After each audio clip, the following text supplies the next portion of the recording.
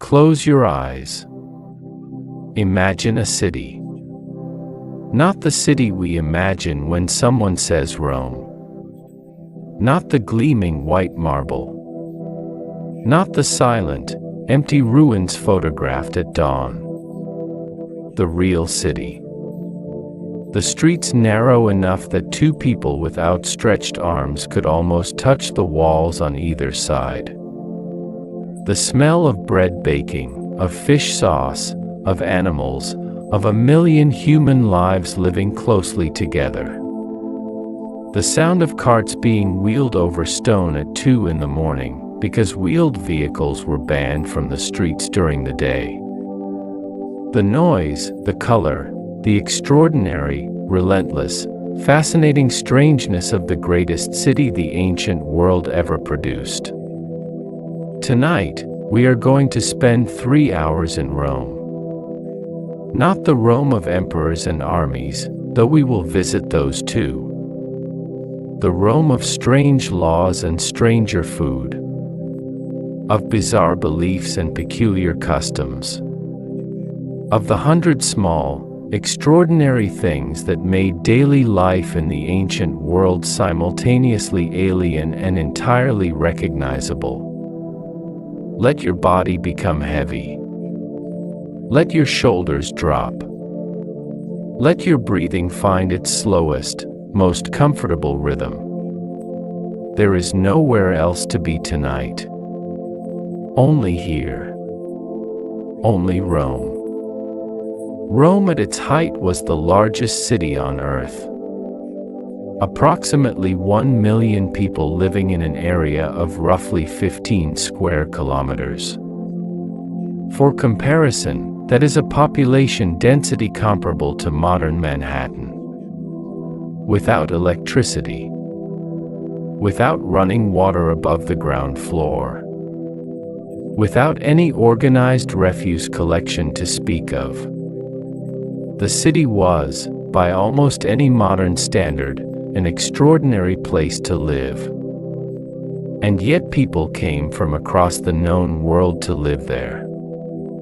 Because it was also the most powerful, most sophisticated, most culturally rich city that had ever existed. Wheeled vehicles were almost entirely banned from the streets of Rome during daylight hours.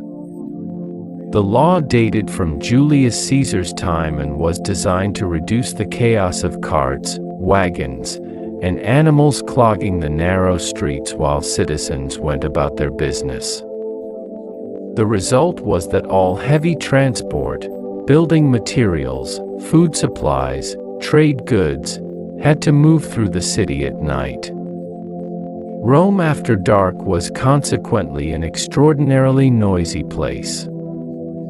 The poet Juvenal, writing in the early 2nd century CE, complained bitterly that it was impossible to sleep in Rome because of the constant rumble of cartwheels on stone, the shouting of drivers, and the creak of heavily loaded wagons navigating the city's labyrinthine streets.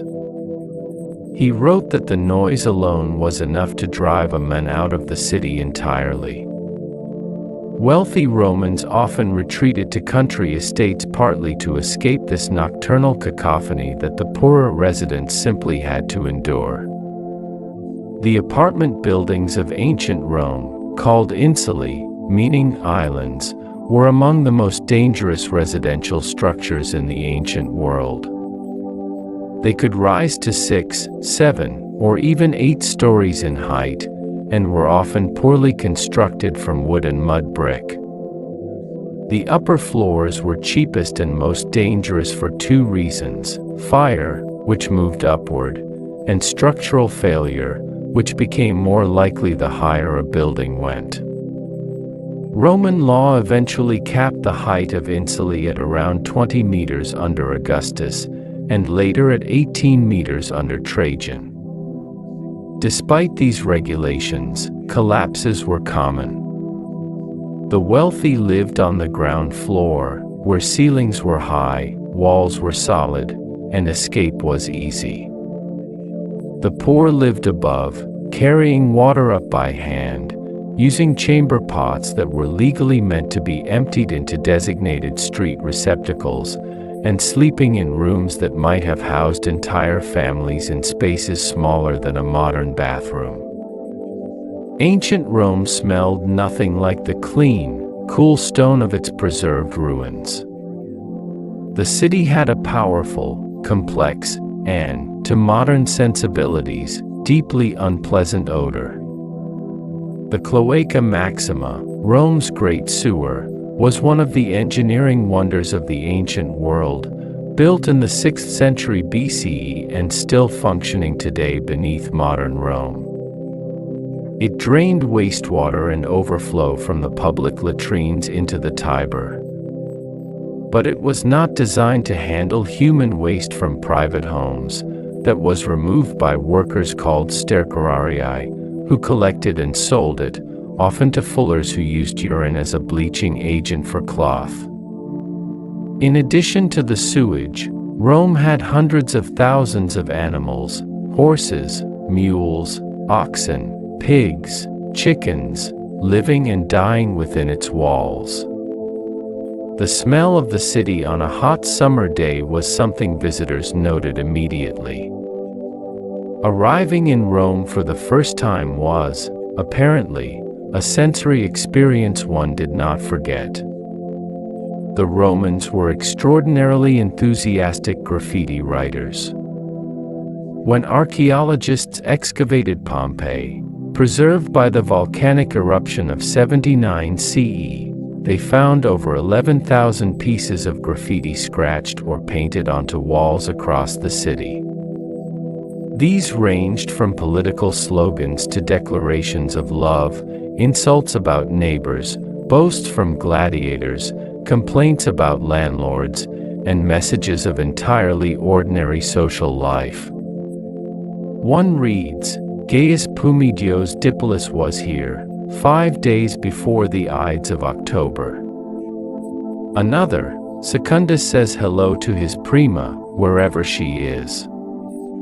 Several are what can only be described as ancient bathroom humor. One particularly poignant message, found near a doorway, reads simply, I am amazed, O wall, that you have not collapsed, since you bear the weight of so many tedious inscriptions. The Romans did not consider graffiti vandalism in the modern sense. It was part of the texture of urban life, as normal as a notice pinned to a board. Roman streets were not quiet, pale, or gray. The city was painted. Frescoes covered the interior walls of houses, shops, and temples in vivid reds, yellows, blues, and greens. The exterior walls of shops and thermopolia, the fast food counters that lined Roman streets, were painted with images of the goods sold inside, so that even those who could not read could navigate the city. Statues, which we see today in white marble, were almost universally painted in lifelike colors during the Roman period: flesh tones, colored drapery, painted eyes. The idea of white classical statuary is an accident of time. The paint has simply worn away. The Romans themselves would have found our modern appreciation of white marble utterly baffling. To them, an unpainted statue was an unfinished one. Public latrines in Rome, called forica, were among the more unusual social spaces in the ancient city. They were communal, with rows of seats cut into stone benches, positioned over channels of running water. There were no dividing walls between seats. Romans used the facilities simultaneously and often carried on conversations while doing so. A sponge on a stick, shared and rinsed in a channel of water running at the base of the bench, served the function of toilet paper. Some latrines were quite elaborate, with heated floors in colder regions, decorated walls, and even statues of the goddess Fortuna watching over proceedings. The Romans did not consider bodily functions particularly private. A wealthy Roman might conduct business, dictate letters to a secretary, or receive clients while using the latrine. It was simply another room in the social landscape of the city. The Romans had a complex relationship with the concept of personal privacy that would strike modern people as deeply strange. Wealthy households held a daily ceremony called the Salutatio, in which the master of the house, the paterfamilias, received a stream of clients, dependents, and petitioners early each morning while still in various states of dressing and preparation. To be invited into the master's bedroom during the salutatio was a significant social honor, indicating closeness and trust. The Roman day was consequently highly public from its earliest moments. Even private letters were often dictated to a slave secretary and read aloud. The concept of a truly private life, of spaces and moments genuinely inaccessible to others, was largely a luxury of the very poor and the very powerful. Everyone in between lived in a state of near constant social visibility. Rome was a city of extraordinary contrasts in wealth. A senator might live in a domus, a private house with a garden, multiple reception rooms, floor mosaics, and a private bath, while directly adjacent to his walls, separated by nothing but plaster and stone, a family of 6 might share a single room on the 4th floor of an insula with no heating, no running water, and a view of another insula wall 6 feet away. Roman law provided some protections for the poor: grain distributions, public entertainments, public baths at minimal cost, but the gap between the wealthiest and the poorest in Rome was among the largest in human history. A Roman senator's annual income might be 1,000 times that of a Roman farm laborer. In the city, this disparity was visible on every block, in every street, in every interaction between the toga-wearing aristocrat and the barefoot street vendor. The Romans had a fully developed institution of public announcements that functioned something like a daily newspaper. The Acta Diurna, Daily Acts, was established by Julius Caesar in 59 BCE. It was a daily gazette posted in prominent public places throughout Rome, recording official events, Senate proceedings, legal decisions, military news, births and deaths in prominent families, gladiatorial results, and even unusual natural events. Literate Romans read it directly. Slaves and scribes copied it out and sent copies to wealthy Romans in the provinces. Rome thus had a form of daily journalism, an organized system for the public distribution of official information, more than 2,000 years before the printing press. Private individuals paid scribes to send them handwritten copies, establishing something remarkably close to a subscription news service. The Romans were profoundly superstitious about certain numbers, days, and omens. The Roman calendar designated certain days as nephas, forbidden for public business, legal proceedings, or military action, based on historical misfortunes associated with those dates. Tuesdays and Fridays were commonly considered unlucky. The Ides of each month, the 15th in March, May, July, and October, the 13th in all others, carried special religious significance. Sneezing at the beginning of an activity was considered a bad omen unless it happened on the right side. Stumbling on a threshold was deeply unlucky. The Romans, who conquered the known world and built the most sophisticated legal system in antiquity, also refused to cut their fingernails on the road, believed that owls foretold death, and kept elaborate notes on which dreams predicted which outcomes. The rational and the magical lived side by side in the Roman mind, entirely without contradiction. 1,000,000 people. Painted walls and smelly streets. Public latrines and painted statues. Graffiti and newspapers. The oldest city in the Western world. And one of the strangest. The Roman Empire was ruled by over 70 emperors in its Western history alone. Many were competent administrators. Several were genuinely brilliant. And a handful were so strange that 2,000 years of history have not quite managed to contain them.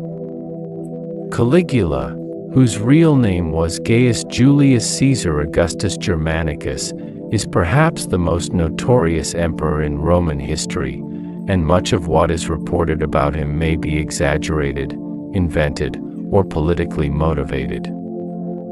However, certain facts are well attested. He did appoint his favorite horse, Incitatus, as a priest. There are credible ancient sources suggesting he intended to make the horse a consul, the highest elected office in the nominal republic, possibly as a calculated insult to the Senate rather than a sign of genuine madness. Incitatus reportedly had a marble stable, a jeweled collar, a house, furniture, and a household staff of slaves to receive guests in his name. Whether Caligula was a madman, a calculating political provocateur using theatrical absurdity as a weapon against his enemies, or simply a young man given absolute power at the age of 24 with no particular preparation for it, remains genuinely debated by historians. The answer, most likely, is some combination of all three. Nero, who ruled Rome from 54 to 68 CE, was consumed by a passion for the performing arts that his aristocratic Roman contemporaries found deeply embarrassing. Emperors were not supposed to perform publicly. Performance was the domain of freedmen, slaves, and social inferiors. Nero did not care. He performed publicly as a singer, a lyre player, and an actor. When he performed, the rules of the theater were suspended. No one was permitted to leave during his performances, regardless of length. Ancient sources describe women giving birth in the theater rather than leave. Men pretended to die and were carried out as corpses to escape. Nero reportedly forced entire cities to listen to him perform. He also competed in the Olympic Games in 67 CE, having had them specially rescheduled. He entered the chariot race, fell out of his chariot, failed to finish the race, and was nonetheless declared the winner on the grounds that, had he finished, he certainly would have won. Elagabalus, who ruled from 218 to 222 CE, is perhaps the single most bizarre figure in the entire history of the Roman Empire. He became emperor at the age of 14, reportedly through the manipulation of his grandmother, and his 4-year reign was a catalogue of behavior that his contemporaries found incomprehensible. He was a devoted priest of the Syrian sun god Elagabal, and imported the god's sacred black stone to Rome, installing it in a lavish new temple on the Palatine Hill and subordinating all other Roman religious practice to it. He reportedly sent out search parties across the empire for people with unusual physical characteristics to bring to Rome for his entertainment. He served elaborately staged fake food at banquets, painted wooden dishes that guests believed were real, and also served real food that was monochrome, entirely green, or entirely blue, or entirely gold. He was assassinated by his own Praetorian Guard at 18, and his body was thrown into the Tiber.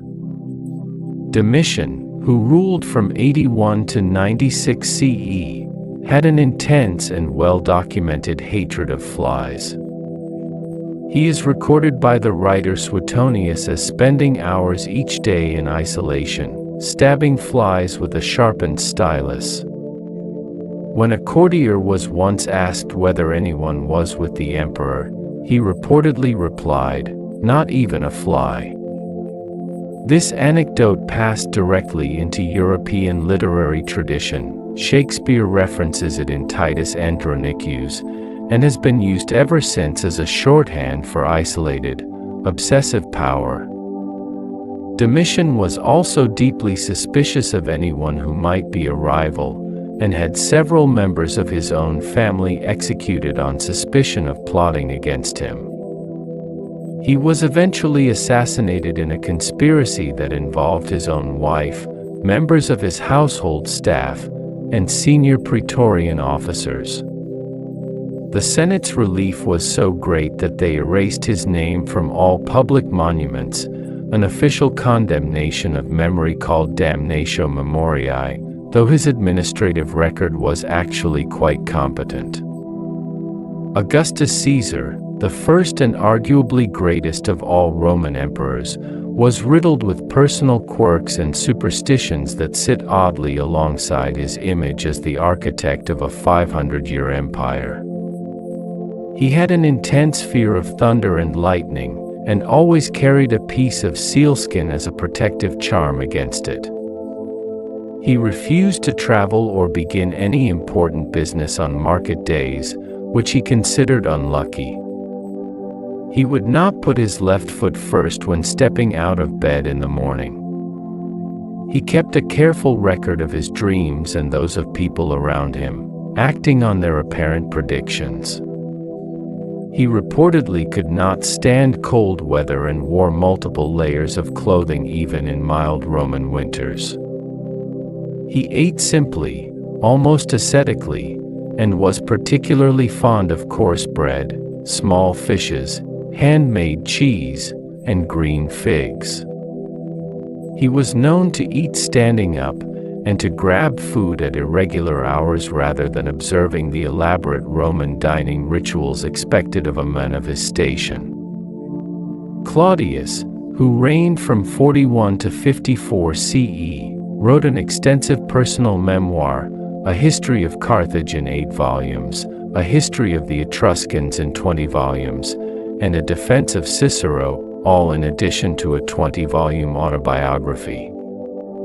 None of these works survive.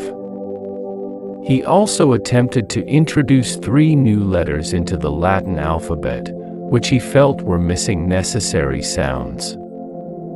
He had official inscriptions made using these letters and had them used in official documents during his reign. After his death, the letters immediately disappeared from use and were forgotten within a generation. Claudius also had a pronounced nervous laugh that his enemies mocked mercilessly, a trembling head, and an ungainly walk. Ancient sources describe him as physically awkward but intellectually formidable, a man whom almost everyone underestimated, with consequences they consistently failed to foresee until it was too late. The Emperor Hadrian, who ruled from 117 to 138 CE and is remembered for his wall across northern Britain and his general stabilization of the empire, had a private life dominated by his intense and apparently genuine grief for a young man named Antinous, a Greek youth of exceptional beauty who traveled with Hadrian for years and drowned in the Nile in 130 CE under circumstances that have never been fully explained. Hadrian's reaction to the death was, by Roman standards, extraordinary. He founded a city at the site of Antinous' drowning, Antinopolis, had Antinous officially declared a god, and commissioned an unprecedented flood of portraits, statues, and images of the young man that were distributed across the empire. More portrait busts of Antinous survive from the ancient world than of almost any other figure except Augustus himself. Hadrian wept publicly, which Roman aristocratic convention considered deeply undignified for a grown man. He never fully recovered from the loss. Commodus, son of the philosopher Emperor Marcus Aurelius, believed himself to be the literal reincarnation of the demigod Hercules. This was not a symbolic identification but what appears to have been a genuine private conviction. He regularly appeared in the arena dressed in a lion's skin and carrying a club, the traditional attributes of Hercules, and fought there, always against opponents who were either severely disadvantaged or entirely unable to resist him. He killed ostriches with crescent-shaped arrows and then walked over to the senators watching from the front rows and showed them the still twitching heads, apparently as a message about his power over them.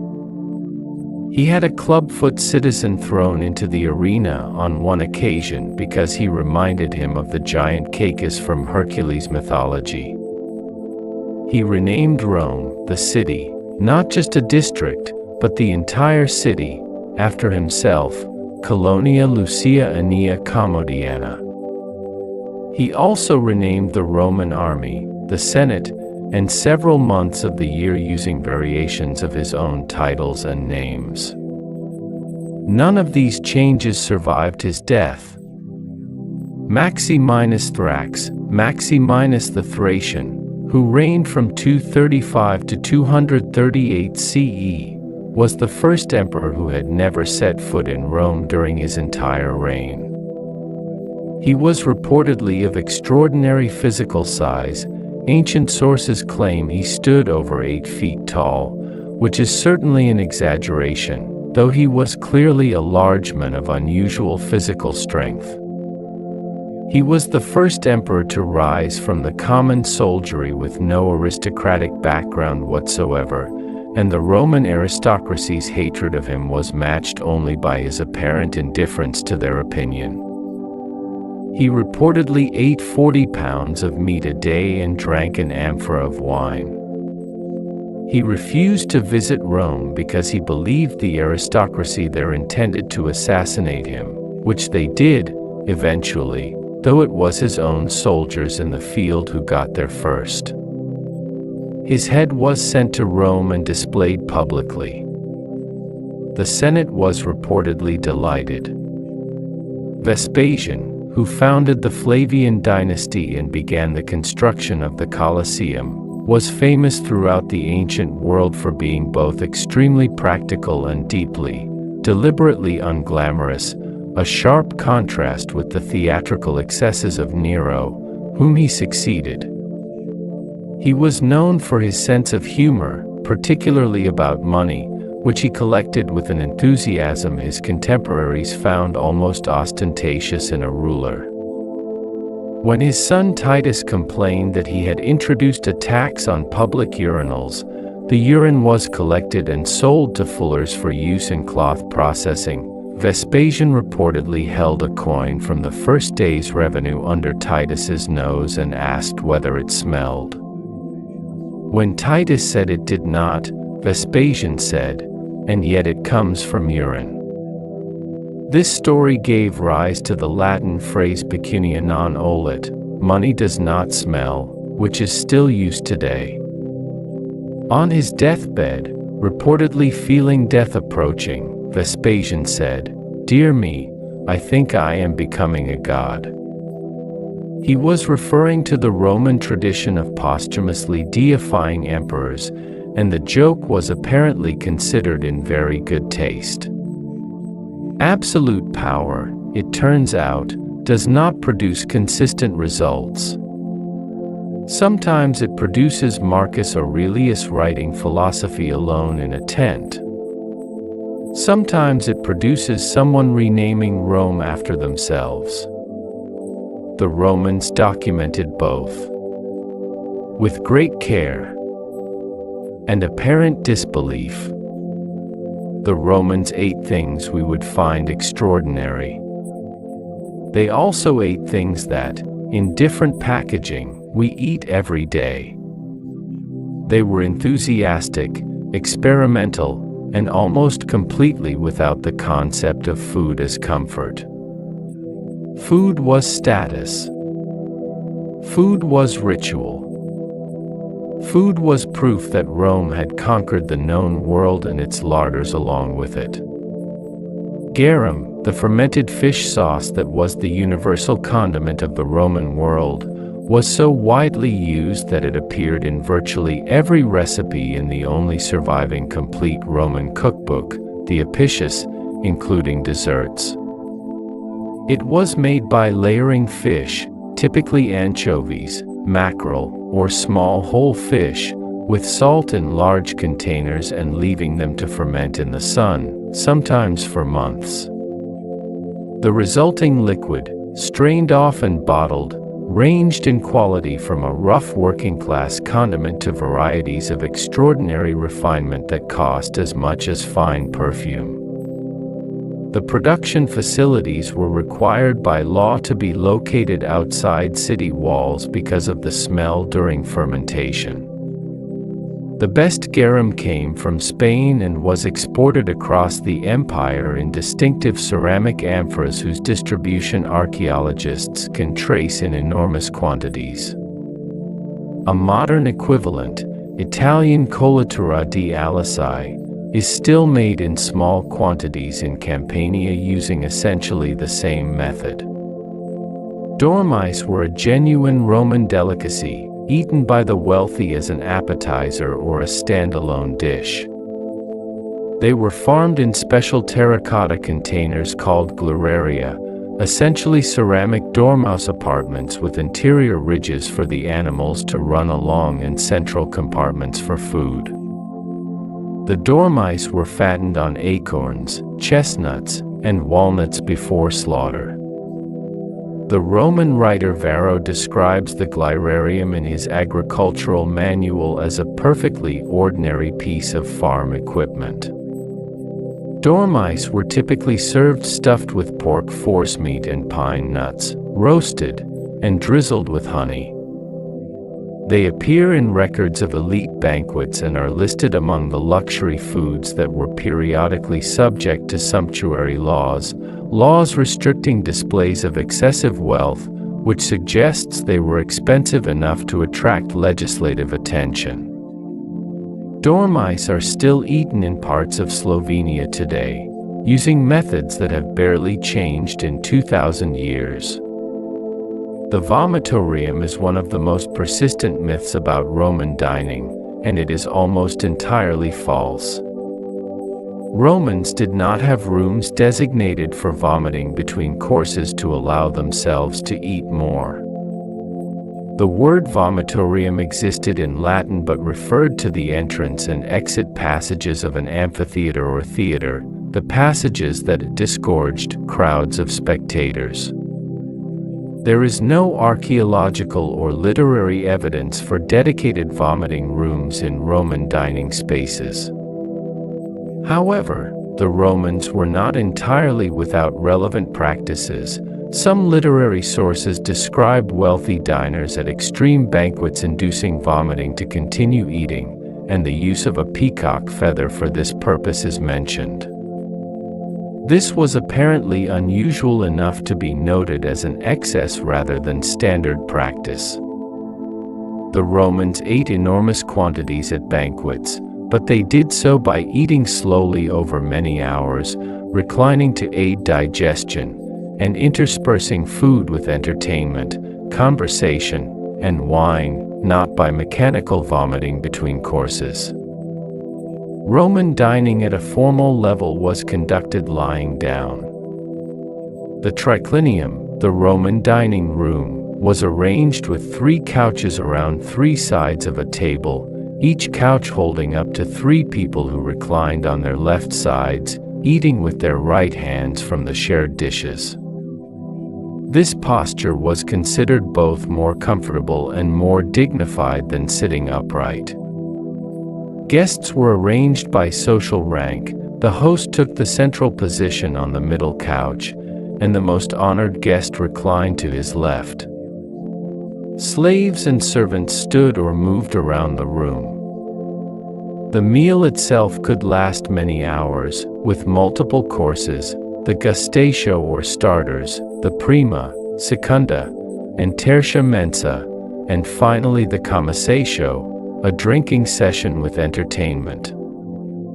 By the end of a formal Roman banquet, guests were expected to have eaten substantially, consumed significant wine, discussed philosophy or politics, and been entertained by musicians, dancers, acrobats, or readers. Roman wine was almost never drunk undiluted.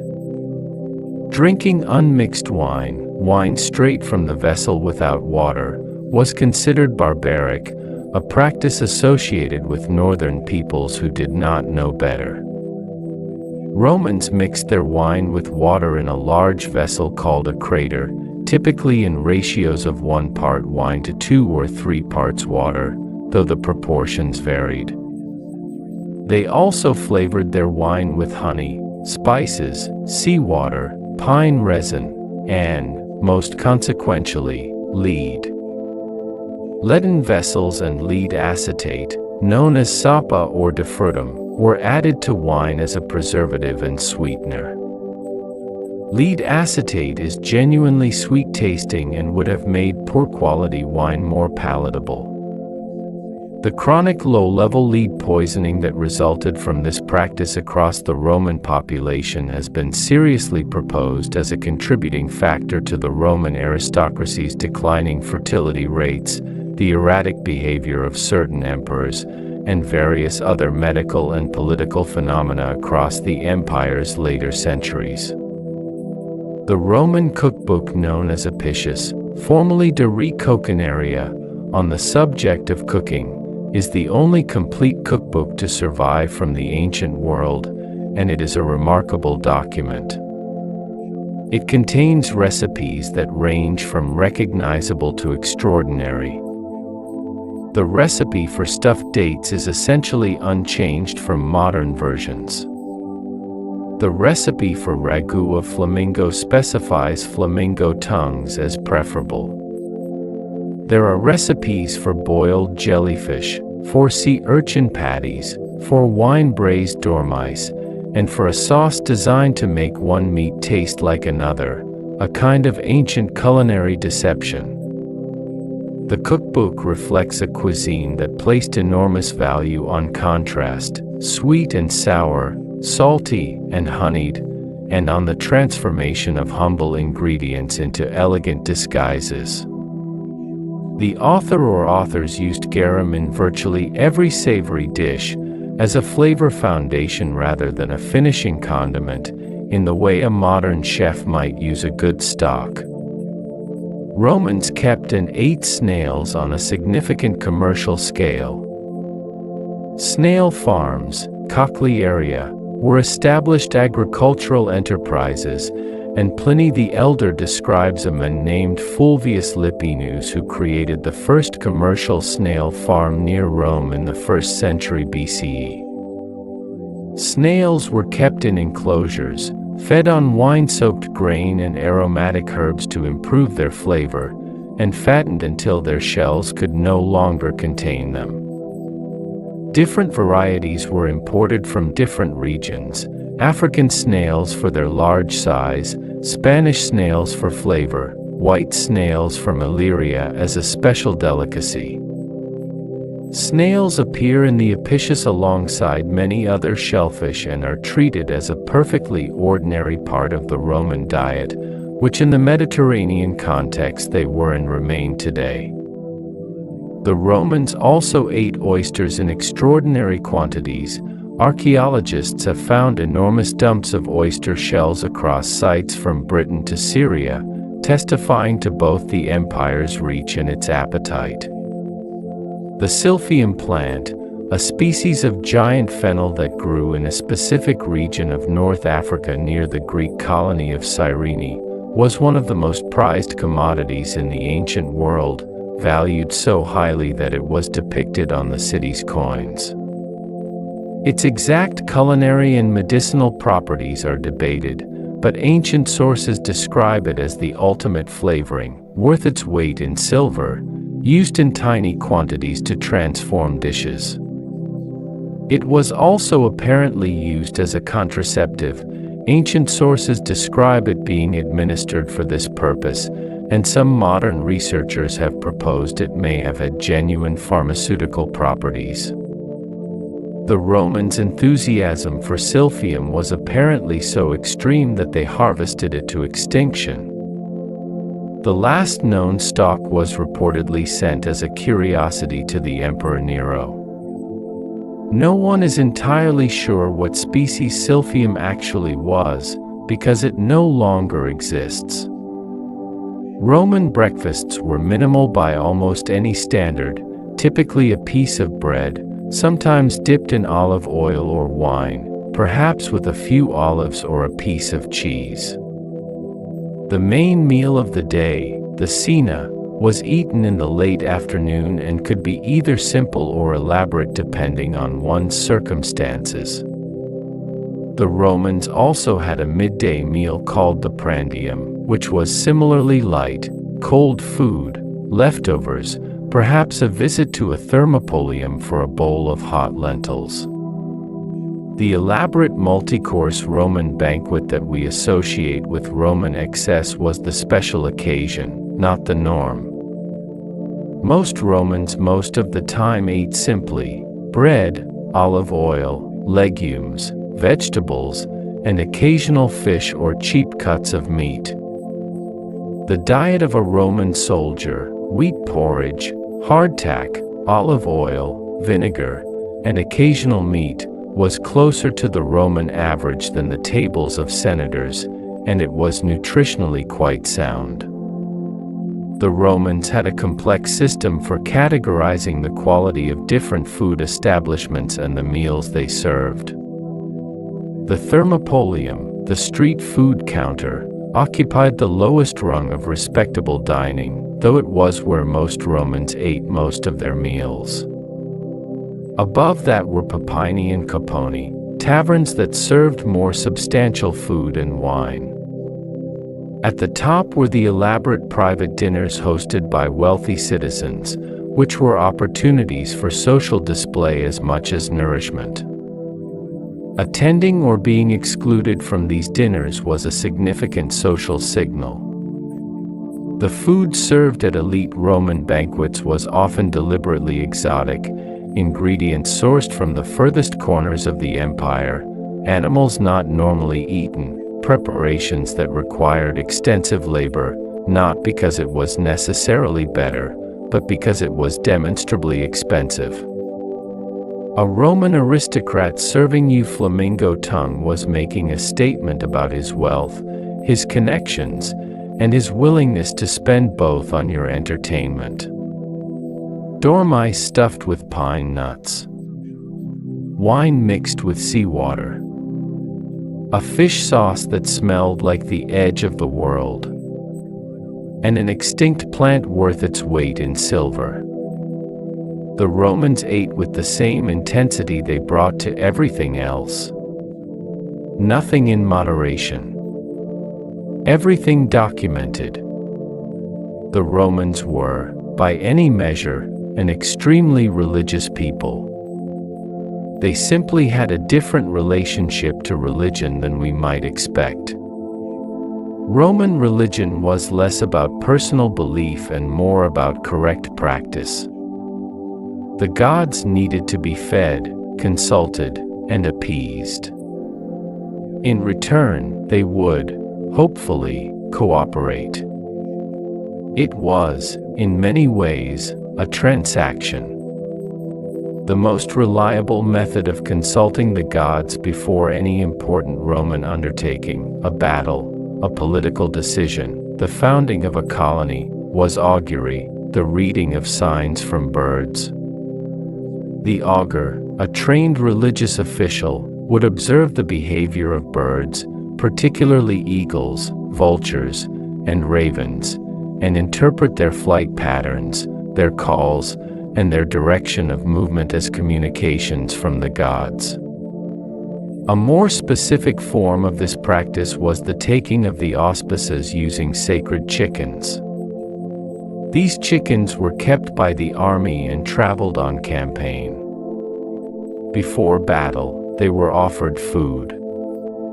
If they ate eagerly, allowing food to fall from their beaks, considered the best omen, the battle could proceed.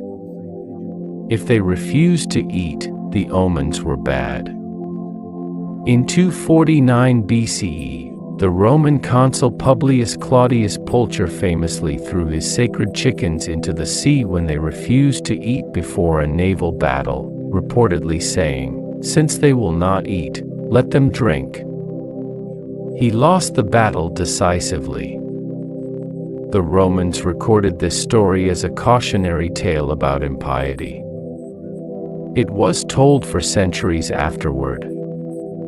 The Vestal Virgins were among the most powerful women in Rome, and their social position was deeply paradoxical. There were 6 of them at any given time, selected between the ages of 6 and 10 from patrician families, and they served for 30 years, 10 years of learning, 10 of practice, 10 of teaching. During this time they were required to remain chaste. In return they received extraordinary privileges. They could free condemned criminals by touch. Their testimony in court required no oath. They had reserved seats at all public events, and their persons were entirely inviolable. Striking a Vestal was a capital offense. They also maintained the sacred fire of Vesta, goddess of the hearth, which was never allowed to go out. A Vestal who allowed the fire to die was flogged. A Vestal who broke her vow of chastity was buried alive in a small underground chamber with a lamp, a small amount of food and water, and a bed, leaving technically open the possibility, however remote, that she had not actually broken her vow and might somehow survive. The Romans were uncomfortable executing Vestals directly, so they arranged for their deaths to be, technically, something they did to themselves. The Lupercalia, celebrated on the 15th of February, a date that lives on as the approximate origin of Valentine's Day, was one of Rome's oldest and strangest festivals. It began with the sacrifice of goats and a dog at the cave on the Palatine Hill where, according to legend, the she-wolf had nursed Romulus and Remus. 2 young men, usually aristocrats, then had their foreheads smeared with the blood of the sacrificed animals, which was then wiped away with wool soaked in milk, at which point they were required to laugh. The goat skins were then cut into strips, and the young men ran nearly naked through the streets of Rome, striking women they passed with these strips. This was considered an act of purification and fertility blessing. Women actively sought to be struck, as it was believed to improve their chances of conception. The festival was actively celebrated in Rome well into the Christian period, and was not officially abolished until 494 CE, when Pope Gelasius I suppressed it. Saturnalia, celebrated in late December, a date that has obvious resonances with later winter festivals, was Rome's most popular and socially disruptive holiday. During the festival, which lasted initially 1 day and eventually expanded to a week, normal social hierarchies were temporarily inverted. Masters served their slaves at table. Slaves were permitted to speak freely and criticize their owners without punishment. Gambling, normally regulated or restricted, was openly permitted. Gifts were exchanged. Schools and courts were closed. The festival honored Saturn, the god of agriculture and time, whose mythological reign was understood as a golden age of equality and abundance. The temporary reversal of social order during Saturnalia was not a genuine challenge to the institution of slavery. It was a controlled, ritualist release of tension that ultimately reinforced the normal order by giving it a defined exception. The Romans understood this. They maintained the festival enthusiastically anyway. Every Roman household maintained a small shrine called a lararium, which housed statuettes or paintings of the household gods, the Laras, who were ancestral spirits protecting the home, and the Penates, who watched over the storeroom and provisions. Offerings were made daily, small portions of food, incense, wine, sometimes flowers, in a morning ritual conducted by the head of the household or a designated slave.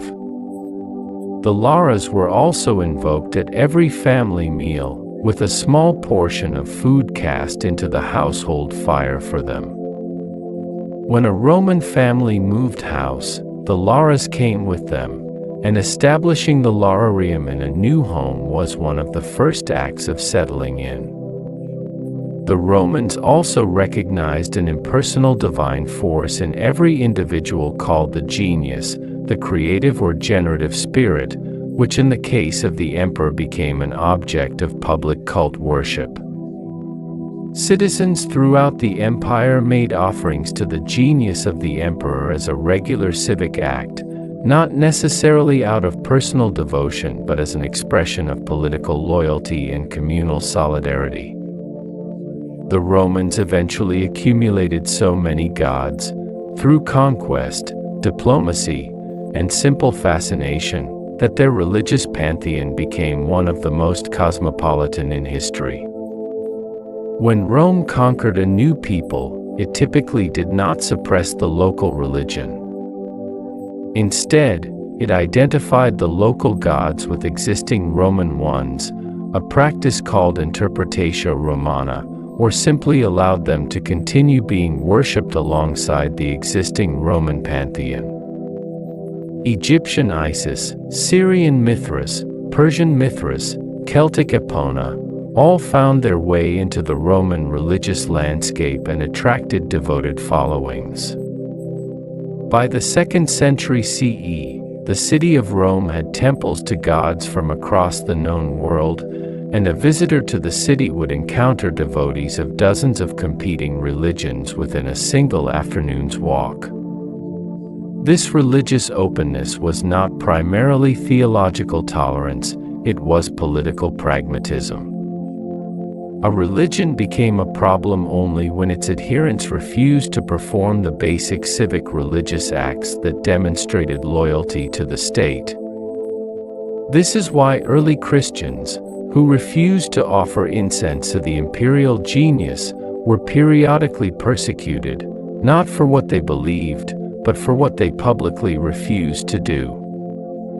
Janus, the god of doorways, beginnings, transitions, and time, had no Greek equivalent.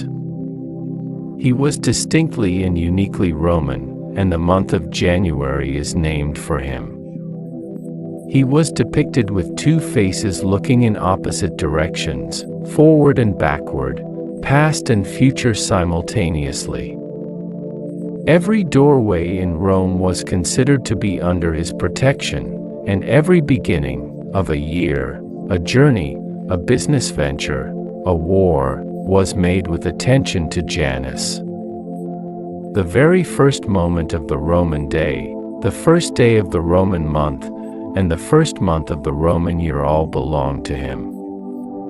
The Temple of Janus in the Roman Forum had a peculiar tradition. Its doors were opened during time of war and closed during peace. Since Rome was at war almost continuously, the doors of Janus were almost never closed during the Republic. Augustus famously closed them 3 times during his reign as demonstrations of the peace he had brought, something that had reportedly happened only twice in the entire preceding history of the Republic. Sacred chickens. Women seeking to be struck with goat skin. masters serving their slaves at the midwinter feast. A god with two faces watching every threshold. Roman religion was strange. But it was also, in its way, extraordinarily human. Rome gave the world its legal tradition. The concepts of presumption of innocence, of the right to face one's accuser, of the distinction between intent and accident. All of these come, in one form or another, from Roman jurisprudence. Roman law was sophisticated, adaptive, and in many ways remarkably modern. It was also, in certain specific areas, almost incomprehensibly strange. The punishment for parricide, the murder of a parent, was one of the most extraordinary in the entire Roman legal code.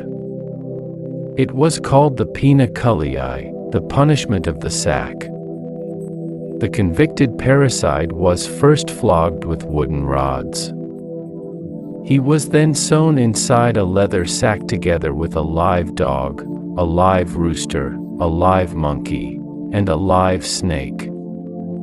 The sealed sack was then thrown into the nearest body of water. The four animals were chosen for specific symbolic reasons that ancient legal sources debated at length: the dog for its shamelessness, the rooster for its ungrateful crowing at dawn, the snake for representing the earth, since the murderer had polluted the sacred earth by shedding parental blood, and the monkey for its resemblance to a human being that was not quite human. This punishment was recorded in the 12 Tables, Rome's earliest legal code, dating to around 450 BCE, and remained on the books, though rarely applied, for the entire history of the Roman legal tradition. The patria potestas, the power of the father, gave the Roman paterfamilias legal authority over every member of his household that, by modern standards, was absolute and almost incomprehensible. A Roman father had the legal right of life and death over his children, the ius vitae nascisque, until relatively late in the imperial period, though in practice its exercise in cases other than infant exposure became increasingly rare and subject to social censure. More consequentially, for everyday life, a Roman son had no independent legal existence regardless of his age. A grown man of 50, a senator, a general, a decorated veteran, if his father was still alive, he owned nothing in his own name, could enter into no binding legal contract, and was legally subordinate to the old man in the family home. The power of the paterfamilias extended to his slaves, his wife in certain legal arrangements, his children, his children's children, and any adopted members of the household. It dissolved only with his death. Roman wills were among the most politically significant documents in Roman society, and the manipulation, concealment, destruction, and forgery of wills was a sufficiently common problem that it attracted extensive legal attention. A Roman testator could disinherit any or all of his children, free his slaves, adopt heirs, impose conditions on bequests, and distribute his estate with extraordinary complexity. The reading of a prominent Roman's will was a public event of social significance. It revealed his final judgments on everyone he had known, and these judgments carried permanent social weight. Julius Caesar's will, read publicly after his assassination, distributed his gardens to the people of Rome and left money to every citizen, acts that transformed public opinion against his assassins within hours. The will of Augustus, read to the Senate after his death, was carefully constructed over decades and was politically calibrated in every detail. Roman aristocrats sometimes maintained multiple wills simultaneously, updating them as political circumstances changed, and the threat of disinheritance was a standard tool of family management. The Roman legal concept of the peculium allowed slaves to accumulate property, money, goods, and in some cases even other slaves, despite having no legal personality of their own. The peculium was technically the property of the master, held in trust for the slave's use, and it could be taken back at any time. In practice, however, the peculium functioned as a de facto personal fund that slaves used to conduct business, save money, and often, over years of careful accumulation, purchase their own freedom. Some slaves with skilled trades or business acumen accumulated peculia of considerable size. A successful slave banker, merchant, or craftsman might buy his own freedom, then continue in business as a freedman, eventually leaving an estate of genuine substance. This pathway from slave to freedman to citizen, while not easy, was a structural feature of Roman society that distinguished it from many later slaveholding societies, and produced a significant class of freedmen who were important economic actors across the empire. Roman law had a concept called infamia, a formal legal status of diminished social and legal standing applied to people who had engaged in certain occupations or behaviors. The list of activities that carried infamia is instructive about Roman social values. It included actors and performers of all kinds, gladiators, prostitutes, pimps, auctioneers, undertakers, and people who had been convicted of certain offenses. A person with infamia could not hold public office, could not give testimony in certain legal contexts, and was excluded from various civic roles. The remarkable thing about this list is that gladiators, who were celebrities, popular heroes, objects of genuine mass admiration, nonetheless carried legal infamia by virtue of their profession. A man who fought in the arena and survived was adored by the crowd and legally disadvantaged at the same time. Roman attitudes to glory and respectability were not always the same thing.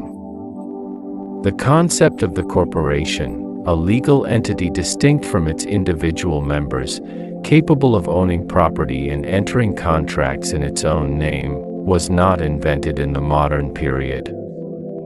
The Romans had collegia, associations of tradespeople, religious devotees, former soldiers, or burial club members that were recognized as having a form of legal personality. Burial clubs were among the most common and most socially important collegia for ordinary Romans. For a modest monthly fee, members were guaranteed a proper burial when they died, funeral expenses, a burial plot, and a commemorative meal held in their honor. The fear of dying without a proper burial, of becoming one of the unquiet dead who wandered the banks of the Styx for 100 years, was real and widespread, and the burial clubs that addressed it were among the most important social institutions available to Romans of modest means. A dog, a rooster, a monkey, and a snake. A 50-year-old senator who owned nothing in his own name. Burial clubs with monthly dues. The Romans built their law the way they built their roads, with an engineer's attention to the problem, and sometimes with an engineer's complete indifference to whether the result was comfortable. Roman medicine was a complex mixture of genuine empirical observation and profound misunderstanding. The Romans performed surgery that would not be matched for sophistication in Europe until the 17th century. They also used gladiator blood as a cure for epilepsy. Both of these things are true simultaneously, and both tell you something important about the Roman relationship with the human body. Gladiator blood was genuinely used as a medical treatment in Rome, particularly for epilepsy. The logic, such as it was, connected the extraordinary physical vitality of gladiators, men who had survived extreme violence, with a power that could be transferred through their blood.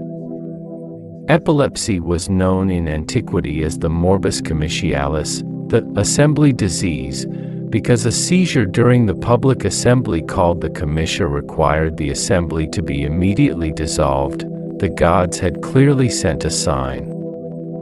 Ancient sources describe people rushing into the arena after a gladiator's death to drink the still warm blood. Physicians of the period debated the practice, some endorsed it, some were skeptical. The Roman physician Scribonius Largus, who served as a court physician under Claudius, described various treatments for epilepsy without endorsing gladiatorial blood specifically but without entirely dismissing the practice either. It is a reminder that even the most sophisticated ancient medical thought existed within a framework of beliefs about the body and its powers that were entirely different from our own. Galen of Pergamon, the most influential physician of the Roman imperial period, whose writings shaped European medicine for over 1,000 years, did much of his foundational anatomical research as a physician to gladiators in Pergamon before coming to Rome. Treating gladiatorial wounds gave him access to the interior of the human body in a way that was otherwise impossible, since dissection of human corpses was not permitted in Roman society. He described gladiatorial wounds as windows into the body. His anatomical knowledge was consequently considerable, and considerably better than that of any physician who lacked his unusual access to open bodies. His theoretical framework, built on the four humors and their balance, was wrong in fundamental ways. But his observation of actual anatomy was often precise. The combination of accurate observation and incorrect theory produced medical writings that were both enormously useful and enormously misleading to those who came after him. Roman dentistry was more sophisticated than is commonly recognized, though it operated on principles we would find alarming. Tooth extraction was the primary treatment for dental pain, performed with an instrument called a dentatrier. But the Romans also practiced a form of dental prosthetics, bridges and partial plates made of animal teeth or, for the very wealthy, carved ivory or even gold, held in place by gold wire. Several such prosthetics have been found in archaeological excavations. The Romans also cleaned their teeth, using a mixture of powdered pumice, sodium bicarbonate, and various flavoring agents including crushed oyster shells, and had a concept of dental hygiene, even if their methods would make a modern dentist shudder.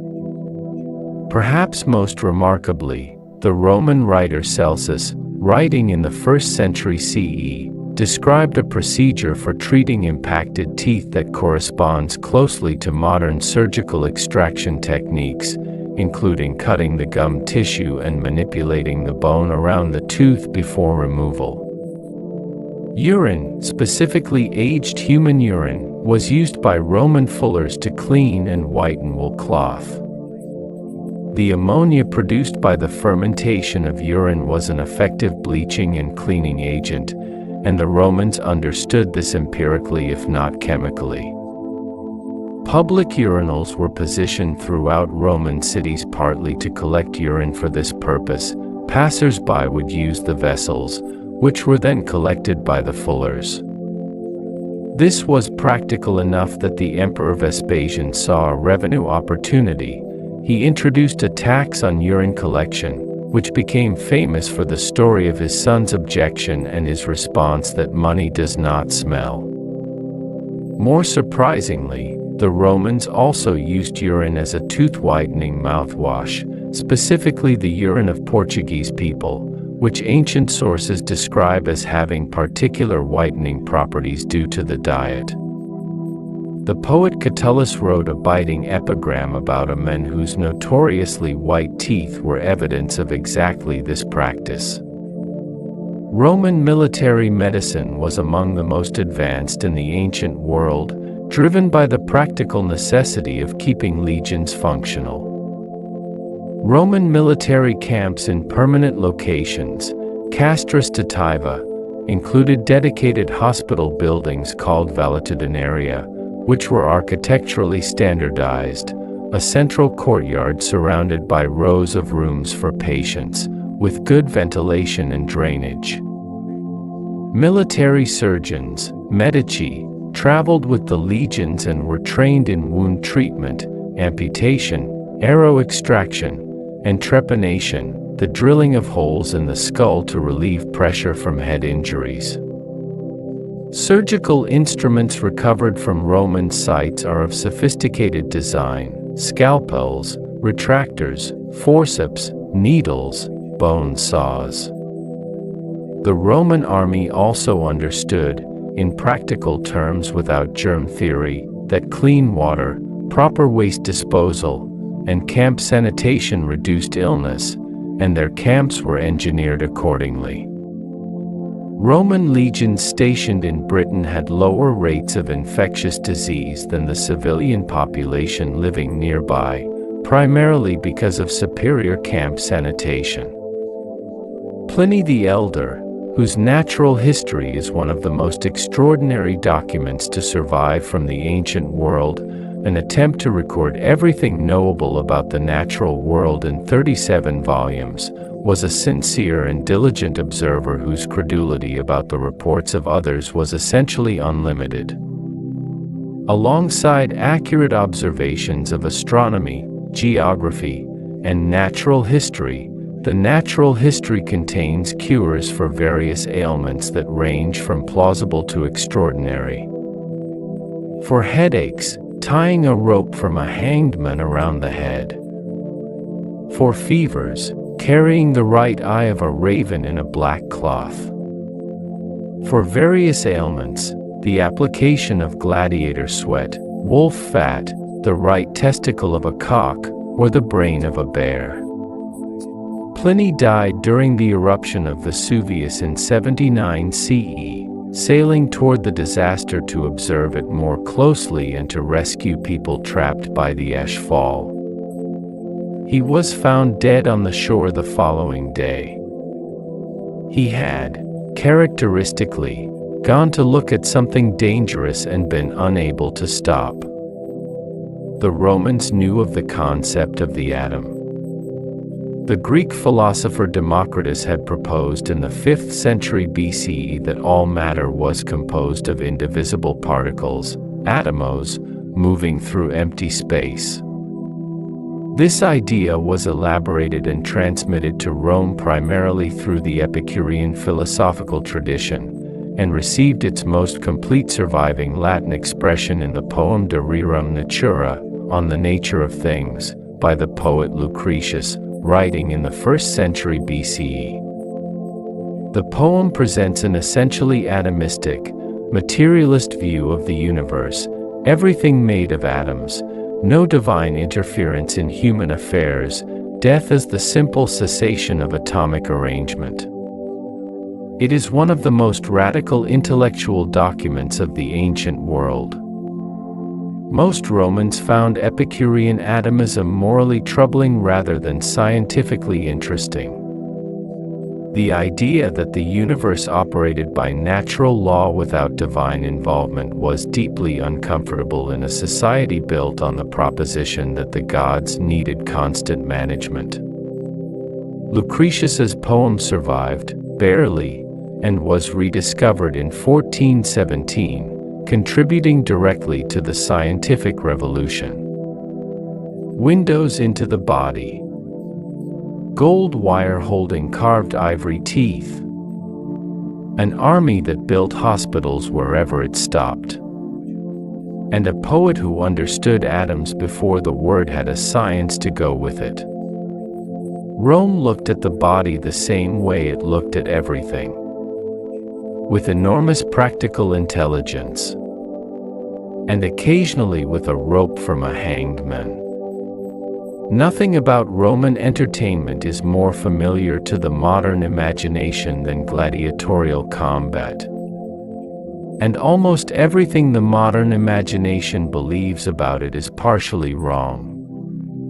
The truth is stranger, more complicated, and in some ways more disturbing than the popular version. Gladiatorial combat did not begin in Rome. It originated in Campania, in southern Italy, as a funeral ritual, a way of honoring the dead with blood shed in their name. The first recorded gladiatorial combat in Rome took place in 264 BCE, at the funeral of a Roman nobleman, involving 3 pairs of fighters. The practice grew over the following centuries from a funerary custom into the largest organized entertainment industry the ancient world had ever seen. By the 1st century CE, gladiatorial games had become entirely detached from their funerary origins and were simply the most popular form of public spectacle available. The editor, the person staging the games, paid for everything from the gladiators and their training to the animals, the stage management, the special effects, and the post-show feast, and in return received enormous social credit that could be converted directly into political influence. There were many distinct types of gladiator, each with specific weapons, armor, and fighting styles, and specific types were matched against other specific types in standardized pairings. The Murmillo carried a large shield and a short sword, wearing heavy armor including a fish-crested helmet. He was typically matched against the retiarius, the netman, who was lightly armored, carried a weighted net and a trident, and fought with speed and mobility against his heavily armored opponent. The Thraex, the Thracian, carried a curved sword and a small round shield. The Secutor, the Pursuer, wore a smooth helmeted design specifically intended to prevent the retiarius's net from catching on projections. These pairings were not random, they were carefully designed to create visual interest and tactical variety. An audience that watched gladiatorial combat regularly was a sophisticated audience that understood the tactical dimensions of each matchup and had opinions about them. The famous thumbs up, thumbs down gesture associated with the fate of a fallen gladiator is almost certainly a myth, or at least a misrepresentation. Ancient sources describe the crowd's influence on the editor's decision about whether to spare a fallen gladiator, but the specific gestures are not clearly described. One interpretation, based on linguistic analysis of ancient texts, suggests that the significant gesture was turning the thumb pressed against the fist or hidden might mean spare him, thumb extended or turned outward might mean kill. The theatrical thumbs up for mercy and thumbs down for death appears to derive primarily from an 1872 painting by Jean-Léon Gérôme, which was widely reproduced and shaped popular understanding of the arena for generations. The truth of what the crowd and editor actually communicated, and by what gesture, remains genuinely unclear from the ancient evidence. The death rate in gladiatorial combat has been substantially revised downward by modern scholarship. For much of the 20th century, figures suggesting that a gladiator died roughly every other fight were widely quoted.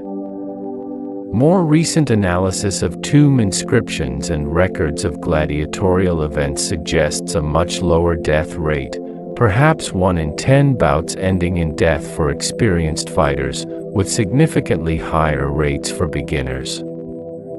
The reason for this revision is economic. Gladiators were expensive to train, feed, medically maintain, and equipped. Killing a trained gladiator represented a substantial financial loss for the lanista, the gladiatorial school operator, and the editor who had hired him.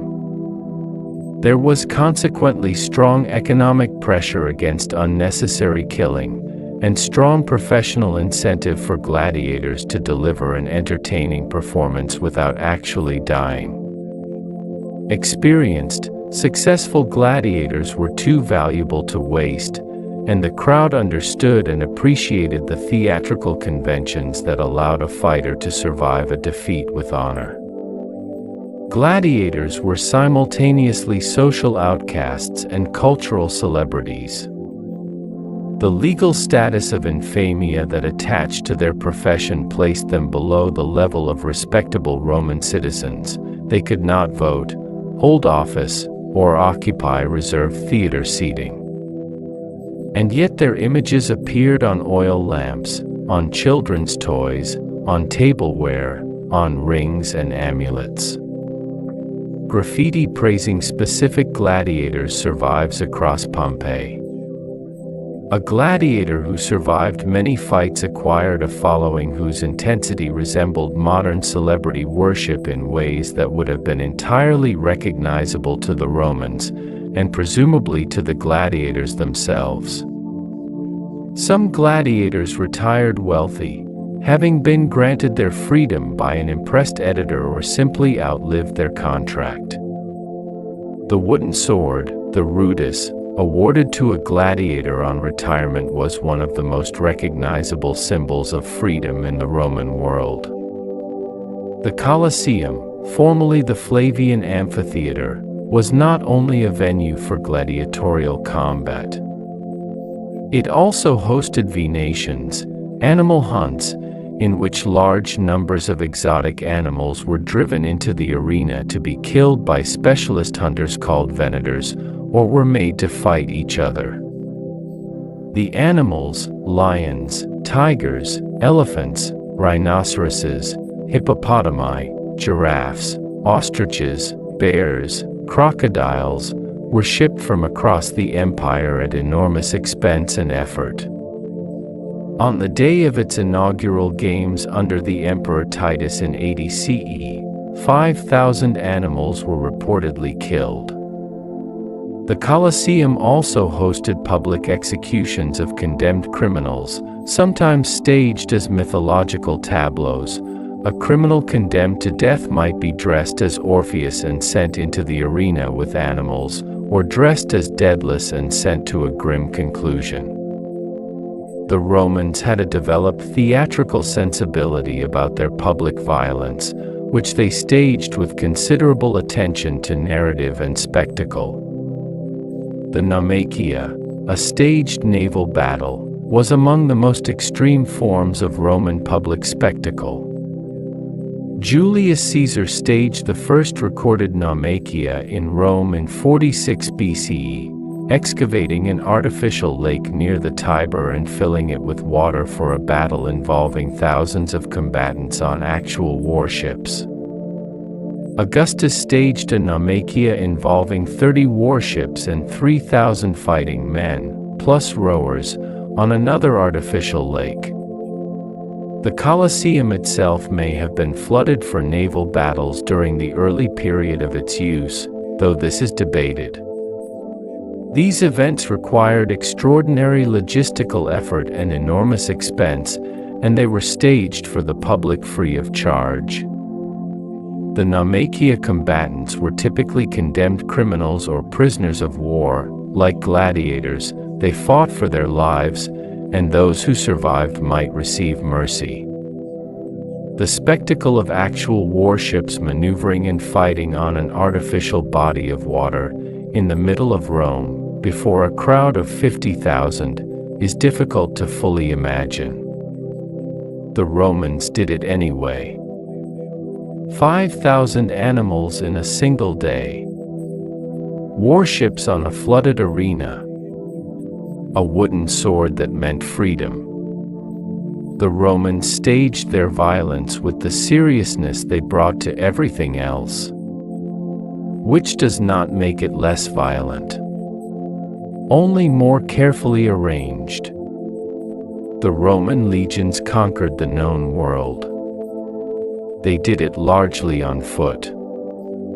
A Roman legionary marched approximately 30 kilometers a day, carrying equipment weighing up to 40 kilograms, and at the end of the march built a fortified camp from scratch before being allowed to rest. The military system that produced these men was extraordinary, and in certain specific details, very strange. Decimation, the most feared disciplinary punishment in the Roman military, literally meant killing 1 in 10. If a unit had performed disastrously in battle, displaying cowardice, fleeing without orders, or surrendering without a fight, the punishment could be imposed on the entire unit.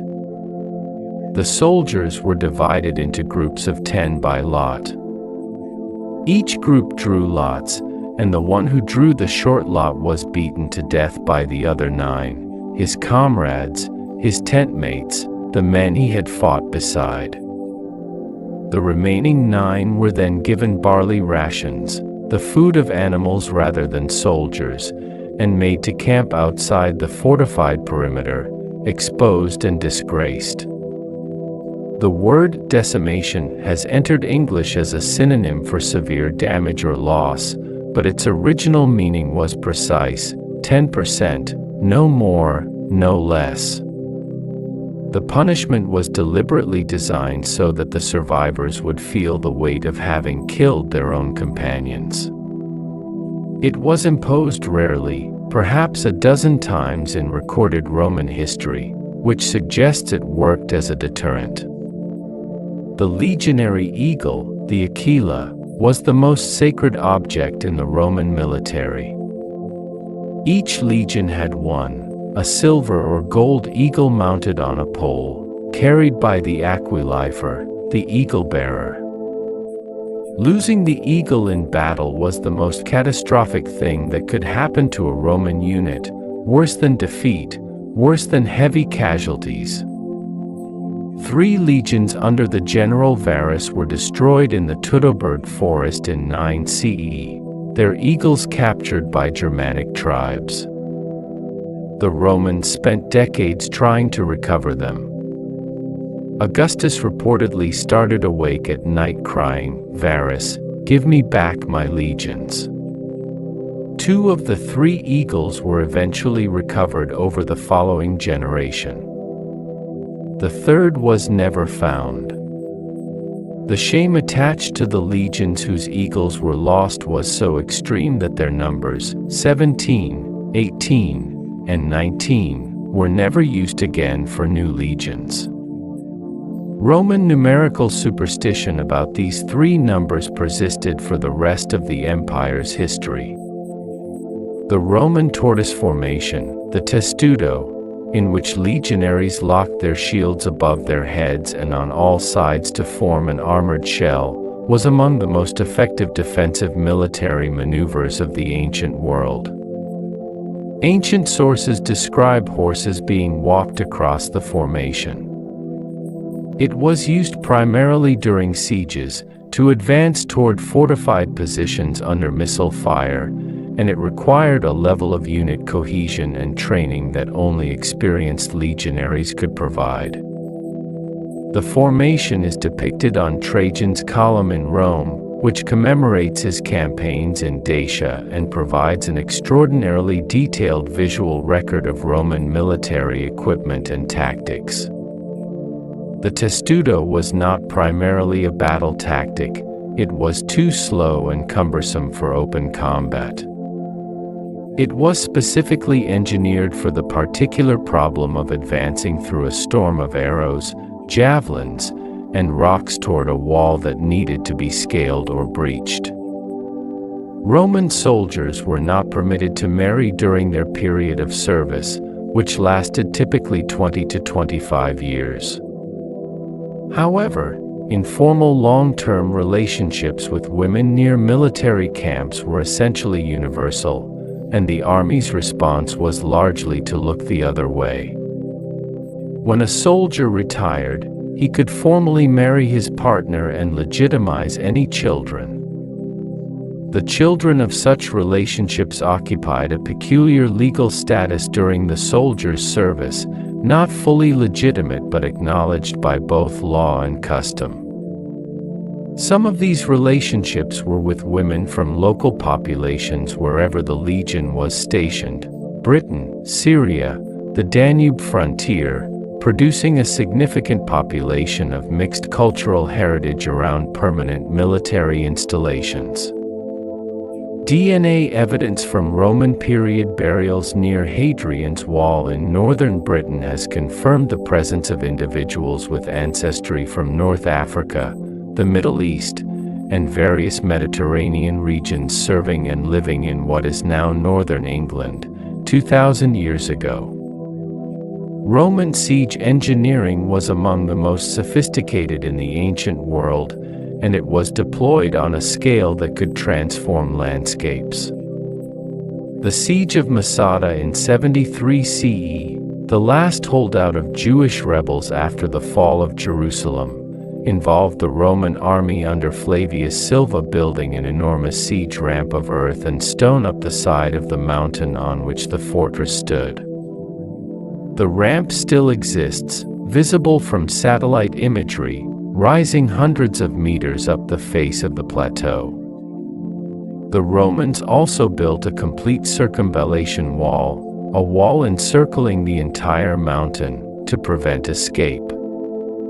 The construction of this ramp and wall, in desert conditions, in less than 3 months, by a force of around 15,000 men including Jewish prisoners providing forced labor, represents a feat of military engineering that has rarely been equaled. When the Romans finally breached the walls and entered Masada, they found approximately 960 people dead. The defenders had chosen mass suicide rather than capture.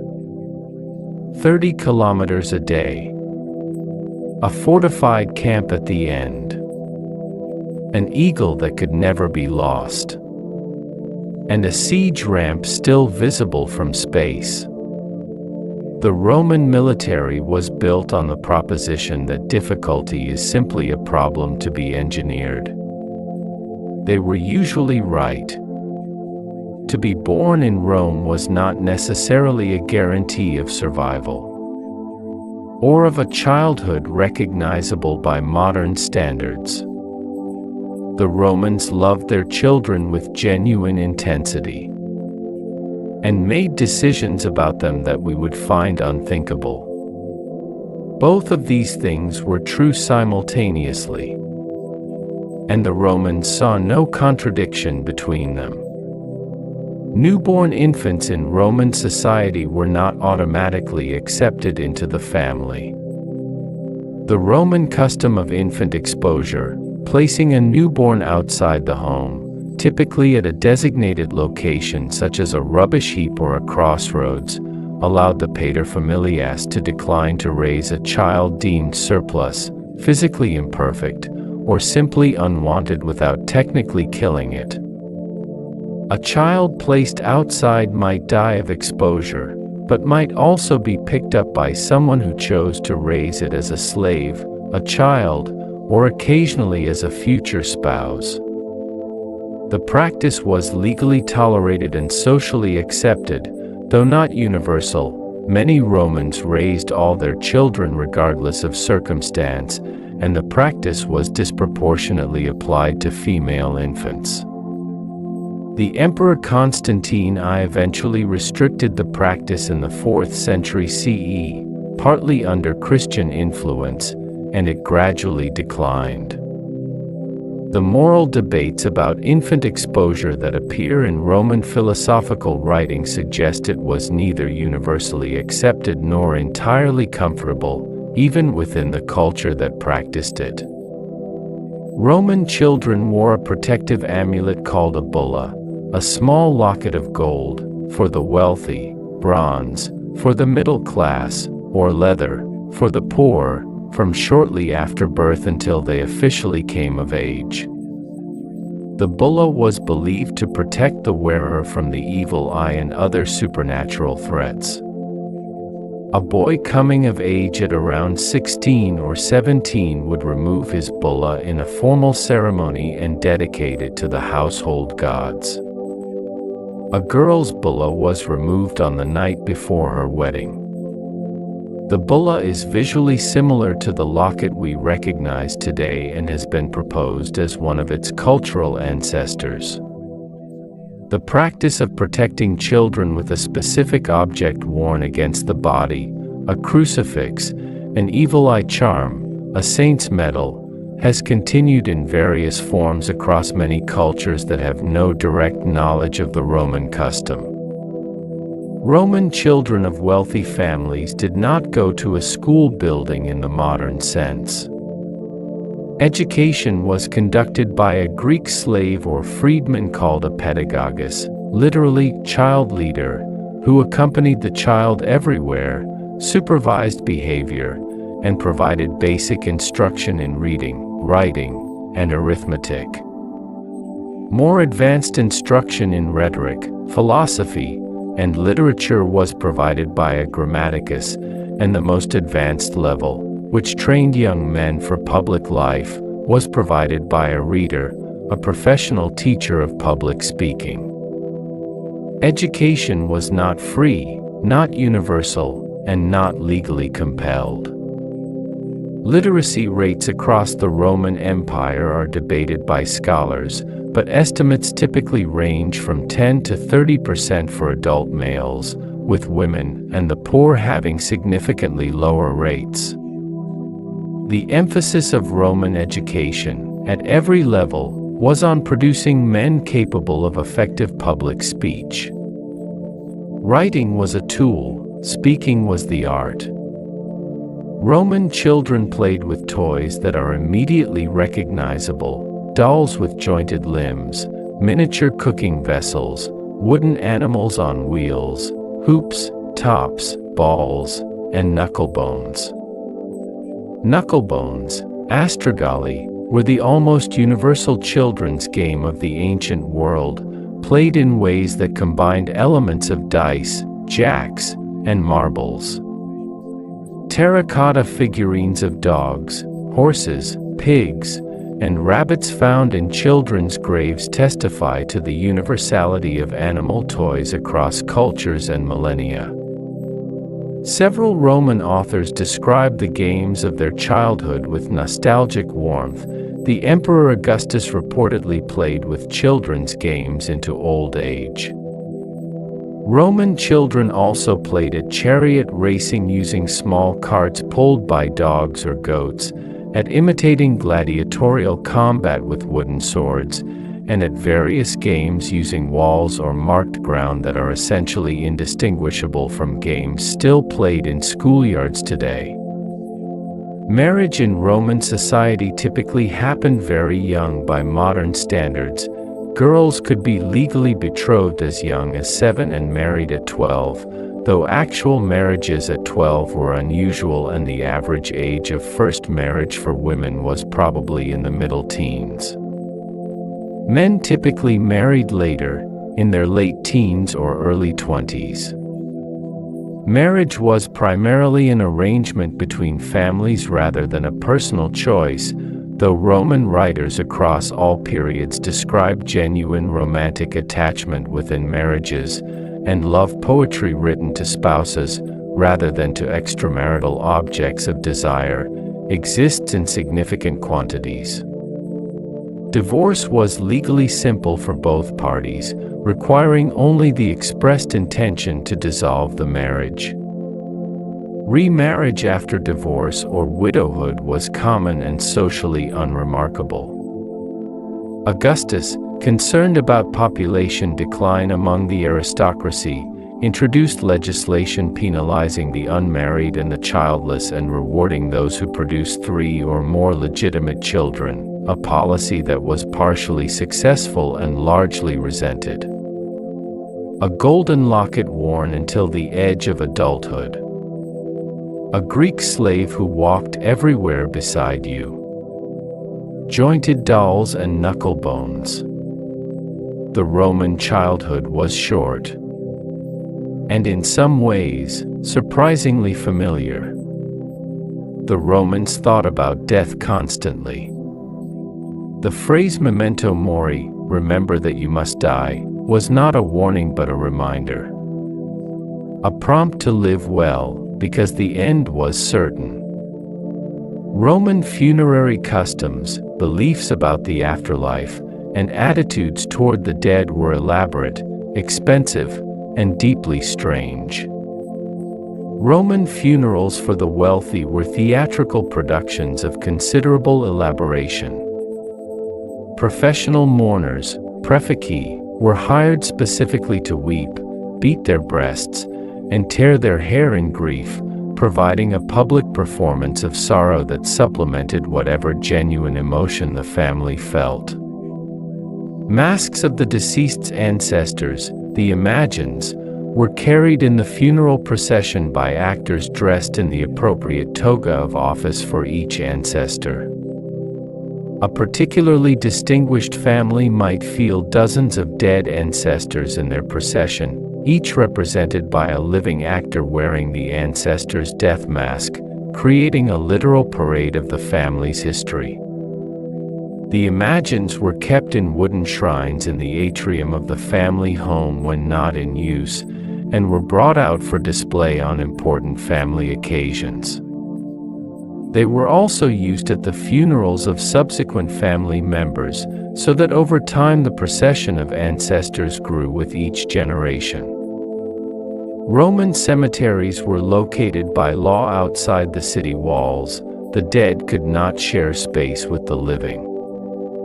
The great roads leading out of Rome were consequently lined with tombs, some of them of extraordinary size and ambition. The Via Appia, the Appian Way, built in 312 BCE, was flanked by tombs for its entire length outside Rome, and the practice extended along all the major roads leading from the city. The tombs of the wealthy were designed to be seen and remembered. They bore inscriptions, portraits, and messages to passers-by. Many Roman tomb inscriptions addressed the reader directly. "Stranger, I ask you to stop and read this, and then recount the life of the deceased." This direct address to an unknown future reader, across however many centuries, is one of the most affecting features of Roman material culture. Some inscriptions end with a summary of what the deceased most enjoyed in life, as a final self-presentation to a world that would go on without them. The Roman concept of the afterlife was genuinely ambiguous, and Romans of different philosophical and social backgrounds held very different views.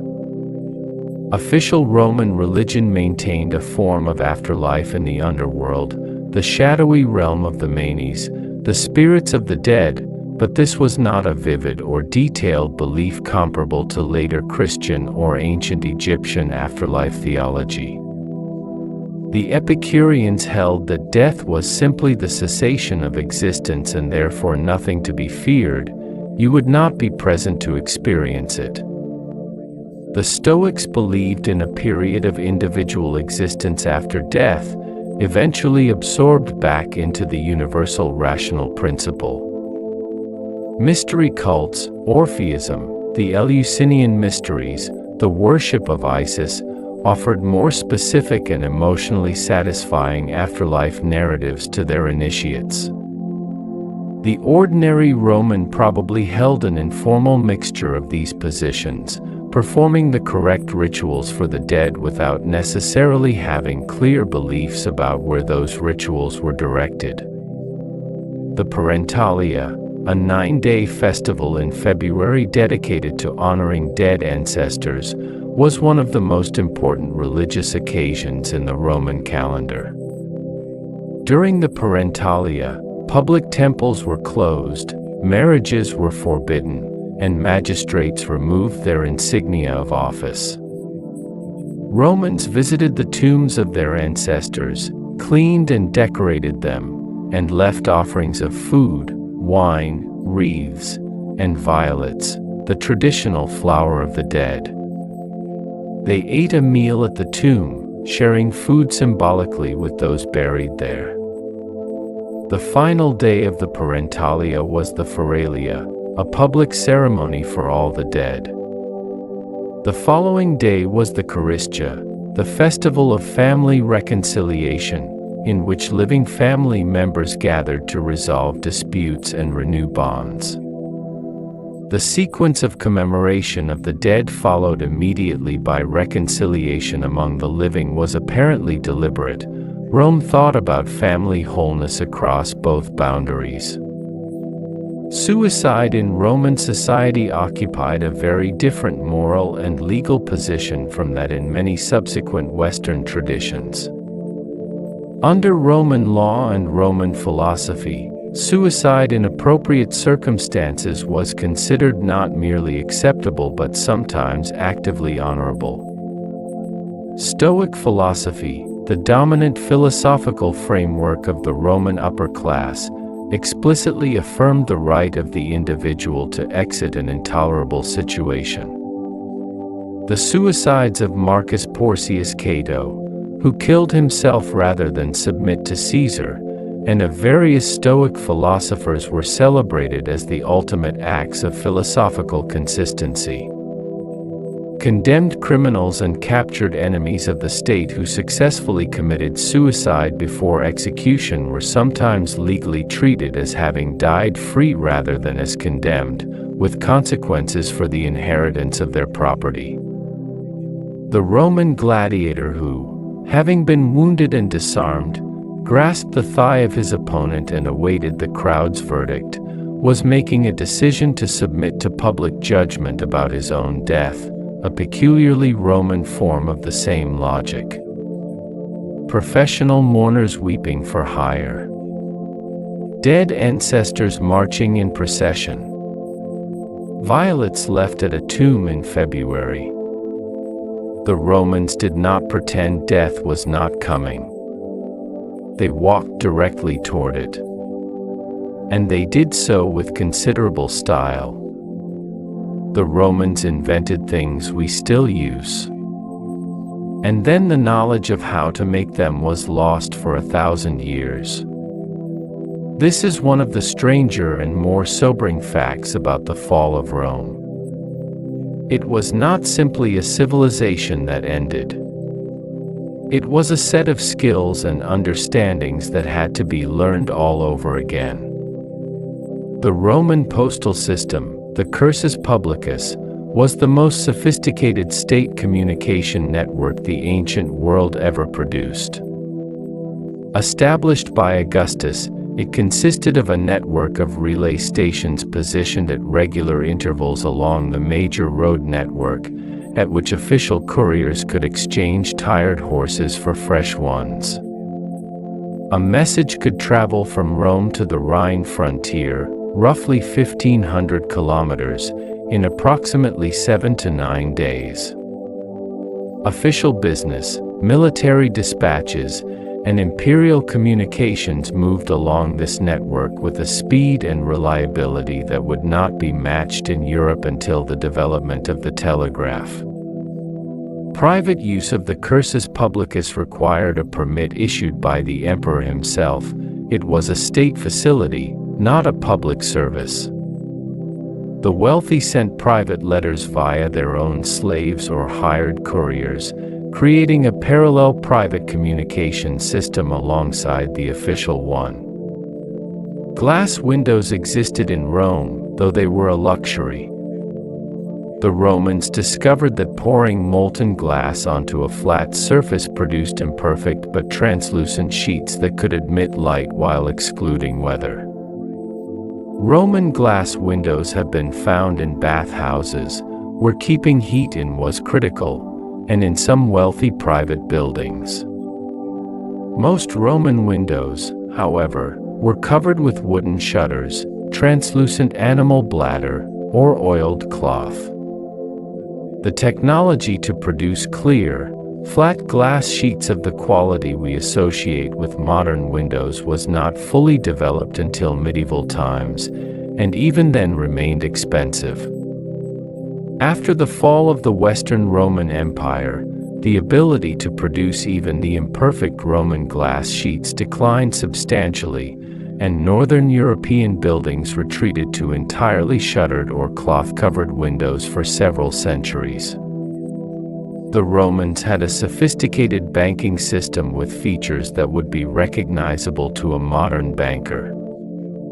Roman bankers, argentarii and numularii, accepted deposits, made loans, exchanged currency, transferred funds between accounts in different cities, issued letters of credit, and funded commercial ventures.